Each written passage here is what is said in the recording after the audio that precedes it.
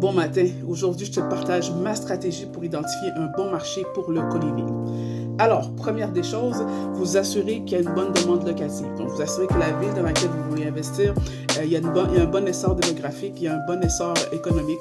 Sinon, ça va être difficile d'attirer des résidents et de les garder dans votre co-living et d'avoir une bonne stabilité et un taux de rétention un peu plus élevé à ce niveau-là. Deuxième chose, la proximité des transports en commun. C'est extrêmement important. Souvent, les résidents des co-living n'ont pas nécessairement de voiture pour se déplacer.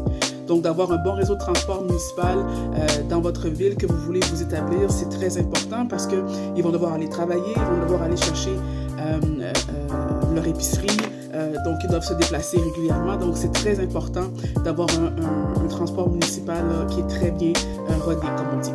Troisième des choses, proximité à université / cégep ou industrie. Pourquoi les écoles? Parce que dans le co-living, c'est connu, les étudiants ne peuvent pas nécessairement se payer un appartement, donc ils vont beaucoup plus aller vers la colocation ou le co-living pour pouvoir résider durant leurs études.